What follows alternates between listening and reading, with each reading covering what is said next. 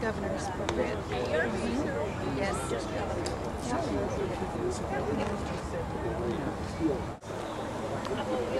Oh, okay, great. Thank you. There you go.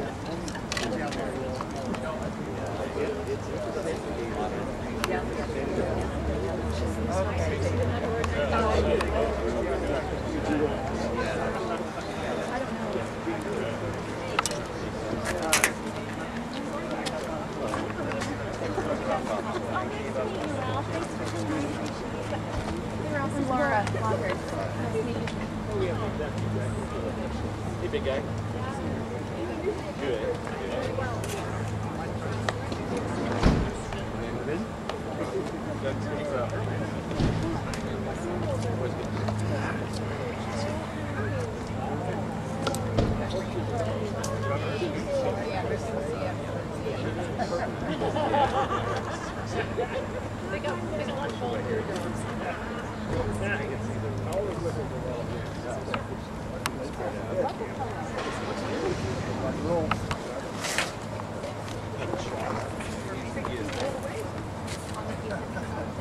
Good morning, everybody.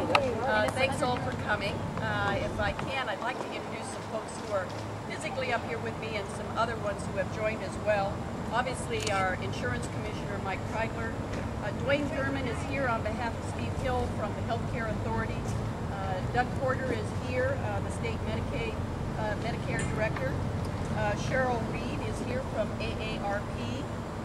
Patricia Gee is here. She is one of the customers of the program we're going to talk about. She is also joined by Maxine Nunn, who is another customer whom you will hear from in just a moment. And Representative Campbell is also joined us. Thank you, Representative Campbell, for coming very much.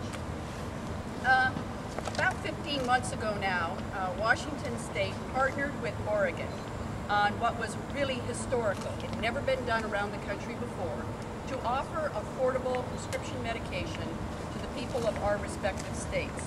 It's called the Washington Prescription Drug Discount Card. Here's an example of what it looks like.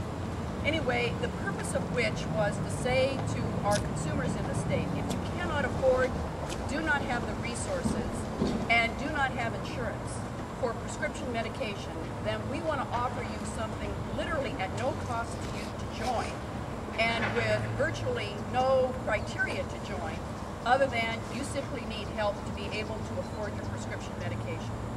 Now, it's been tried in about 12 states in various ways, but none with the steep discounts that Washington State has to offer. And over the last 15 months, we have had a record 82,000 people who have signed up to participate in this program. As I mentioned, 2 folks here today, and a similar number in the state of Oregon. It has been an amazing partnership with our sister state. So far, they have saved approximately 40% on average of the prescription costs for any given prescription, which, if you add it all up, is about $4 million saved to taxpayers in the state of Washington for their ability to get affordable prescription medication. We have filled approximately 151,000 prescriptions for those 82,000 folks. We want to get the word out. It is working. It's been in being for about 15 months, but never did we expect it to work in the manner in which it is. And when our citizens now are struggling to put gas in their car, struggling to put food on their table, struggling to pay their mortgage, they all too often are given terrible choices. We don't want them to say, I can't afford my prescription medication. So we want to get the word out to get people to sign up to know that they can, they should be a part of this program so that they can be able to take care of themselves, particularly our senior citizens. You may recall a couple of years ago, one of the cuts that happened from the federal government. It was have to do with those seniors who were on Medicaid that were, without their knowledge, transferred automatically over to Medicaid. Medicare, and then they were suddenly told you have to pay co-pays. They could not even remotely afford it, and I will tell you our hotline was overwhelmed. Overwhelmed not only with people saying, what am I going to do to pay for this? Literally their income was $600 a month, and they would receive somewhere around 8, 9 prescriptions. At $5 per prescription, it became literally unaffordable. We had people talking about literally saying, I'm going to commit suicide if I can't be able to afford my prescription. Well, Doug Porter and the state and the legislature stood up and said, this is wrong, and we have thus far been able to help some 220,000 of our seniors be able to pay their copay so that they can get their prescriptions on Medicare. We are among a very few states that provide this opportunity for our seniors to get this copay, and it is essential for them to be able to afford it. So we're still desperately trying to get the federal government to fix the problem that was caused by automatically transferring these folks from Medicaid to Medicare and demanding the copay.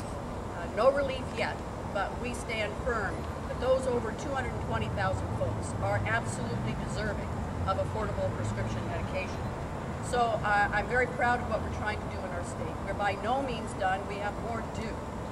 We need to make sure we have affordable health care coverage for citizens in this state that's high quality and safe.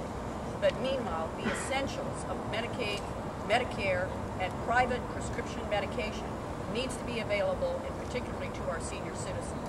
So I want to encourage everyone who can't otherwise afford it to sign up for this program today so that they can get the benefits that are sitting there waiting for them to be had.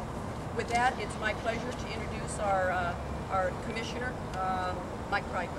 Mike? Thank you, Governor. It's indeed a pleasure to be here to applaud you for your efforts in making sure that this program was successful, that we have a prescription drug program out here. It makes it possible for seniors, some 82,000 people, as you point out, who are now beneficiaries of having this benefit. Now, some people might say, what's that have to do with insurance? Well, take a look at health insurance and see what the major drivers are for the rising cost of health insurance.